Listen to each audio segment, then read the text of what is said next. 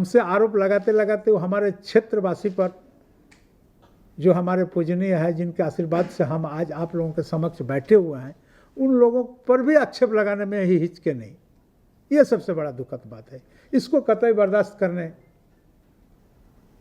लायक नहीं है ये कि आसन में माननीय सदस्य अगर सदन का गरिमा को नहीं समझे तो आसन क्या कर सकता है।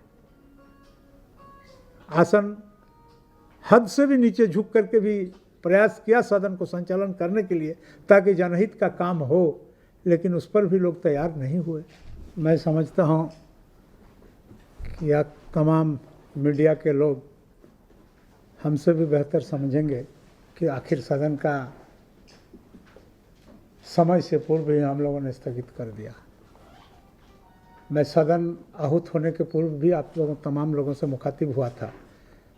मुखातिब होने के क्रम में एक अपेक्षा भी, एक आशा, एक उम्मीद भी जताया था कि ये सत्र भले ही छोटे हैं लेकिन एक सार्थक सत्र के रूप में ये सत्र उभरेगा। आप देख रहे हैं कि अल्प वर्षा होने के कारण राज्य के अंदर में खेती नहीं हो पाया है और खेती नहीं हो पाने के कारण सुखाड़ का स्थिति उत्पन्न होने की प्रबल संभावना उत्पन्न हो गया है। और ऐसे कई जन समस्या था जो सदन के अंदर चर्चा होने के लिए आहूत किया गया था। तो जो सदन में एक दल का मान्य सदस्यों का जो व्यवहार था, ये आप लोग भी देखे होंगे और उस व्यवहार से आहत होकर के हमें भी माननीय 4 सदस्यों को निलंबित करना पड़ा। और निलंबन वापस भी मैंने जिस अवधि के लिए निलंबित किया था उस अवधि से पूर्व ही उनका निलंबन वापस भी किया। निलंबन वापस लेने के समय में मेरा उम्मीद था कि हो सकता है कि अब सदन का काम सुचारू रूप से चलेगा, लेकिन जैसे ही हम लोग सदन में प्रवेश किया हमें लगा कि सदन के मान्य सदस्यों का व्यवहार में कोई परिवर्तन नहीं हुआ है।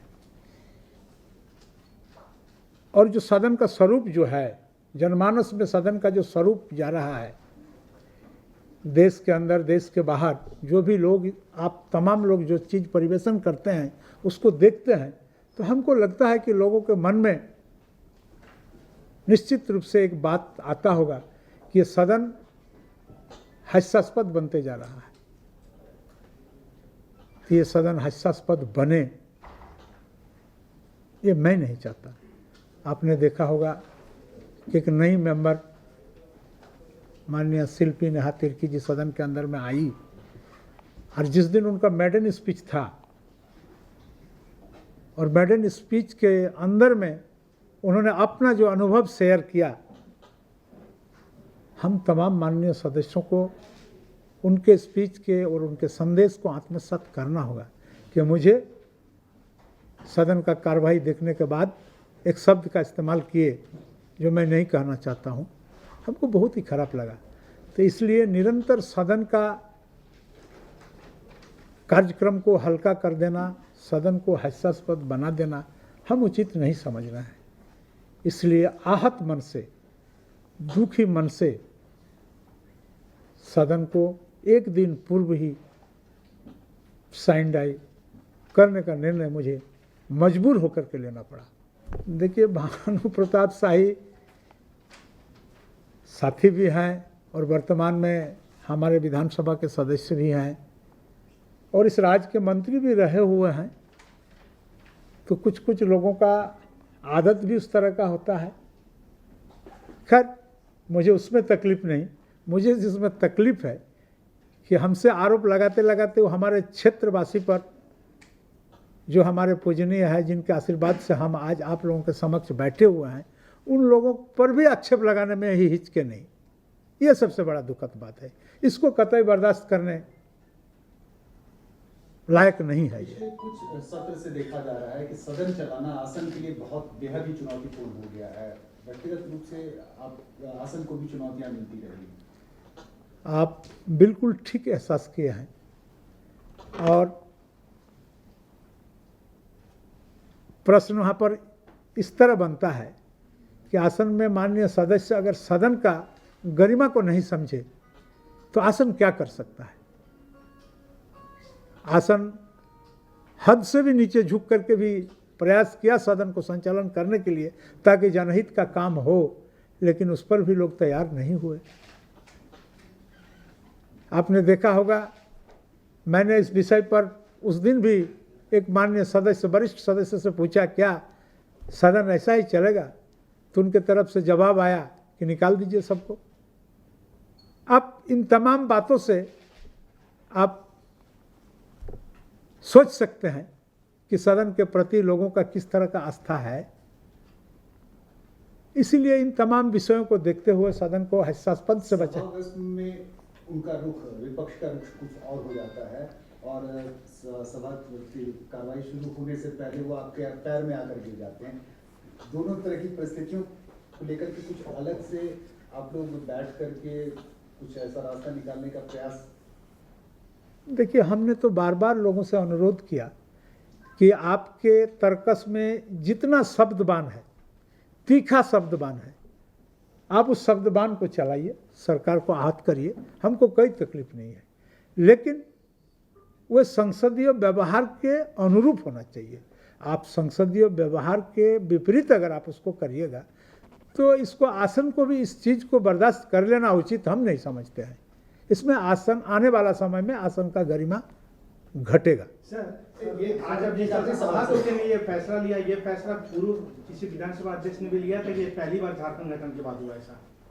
पूर्व में भी लिया होगा, पूर्व में भी लिया होगा, उसके पीछे कुछ कुछ अलग अलग कारण होगा, कई बार इस तरह हुआ होगा, अलग विषय है। लेकिन मुझे तो दुख के साथ ये छोटे से सेशन में आपको माननीय सदस्यों का, बहुत सारे सदस्य ऐसे हैं कि जिनका सवाल का उत्तर उनको नहीं मिला या उस पर डिस्कशन नहीं हो सका, इसलिए हमको दुख है उसमें। सर, जिस तरह से परंपरा रही है, संसदीय परंपरा रही है कि जो पहली बार जीत के आते हैं या जीत के आती हैं तो उनका जब पहला संबोधन होता है तो पिन ड्रॉप साइलेंस होता है सदन में। हम लोग भी 25-26 साल से ऊपर से असेंबली कवर कर रहे हैं, तो हम लोग भी देखते थे। लेकिन इस बार जिस तरह से शिल्पा तिर्की के संबोधन के समय जिस तरह का आचरण हुआ और आपके बार बार कहने के बावजूद भी विपक्ष के लोग नहीं मान रहे थे, तो इसको आप किस रूप में देखते हैं? देखिए, आप जब मर्यादा और परंपरा, ये दो चीज़ का निर्वहन हम लोग नहीं करेंगे तो आप उसको किस किस्म के मान सकते हैं। मेरे पास वैसा शब्द नहीं है जिस शब्द को उसके साथ इस्तेमाल करें, लेकिन आपने ठीक कहा कि 20-25 वर्षों में जब कोई भी माननीय सदस्यों का पहला वक्तव्य होता है तो सारे माननीय सदस्य, वरिष्ठ सदस्य, कनीय सदस्य, सारे सदस्य उनको सराहते हैं, बोलने के लिए उनको प्रेरणा देते हैं। लेकिन उससे इतर शिल्पी नेहा तिर्की के समय में भी लोग मेरे आग्रह करने के बावजूद भी चुप नहीं बैठे। हर हाल में सदन को ही नीचा दिखाने का इस बार जो परंपरा शुरुआत करने का प्रयास किया लोग। जो उनको बेटी मानते थे वो लोग भी हंगामा कर रहे हैं। जी बिल्कुल बिल्कुल, मैंने तो उस बात को भी बोला कि आपका दोस्त का बेटी है, फिर भी लोगों ने नहीं माना। तब सर, लेकिन कार्य मंत्रणा समिति में जो बातें होती हैं, यानी कहा जाए कि विपक्ष कार्य मंत्रणा समिति में जो सहमति बनती है उसको भी नहीं मान रहे हैं लोग। आप तो देखें कि कार्य मंत्रणा के समिति का बैठक भी हम लोगों ने बुलाया। कार्य मंत्रणा समिति के बैठक में भारतीय जनता पार्टी के लोग उपस्थित नहीं हुए और बाकी सारे लोग हुए थे। सारे पार्टी के सदन के अंदर में जितना पार्टी है सारे पार्टी के लोग हुए और कार्य मंत्रणा में हम लोगों का कार्य सूची बनता है उस पर आलोचना हुआ। आलोचना होने के उपरांत उस मुद्दा को चर्चा के लिए लाया गया। लोग सहमति व्यक्त किए, नहीं इसमें निश्चित कार्य मंत्रणा में, इस कार्य मंत्रणा में उनके पार्टी के भी सीपी बाबू थे, अपर्णा सेनगुप्ता थी, ये थे सरजू बाबू थे, जितने लोग कार्य मंत्रणा के मेंबर हैं सारे लोग थे।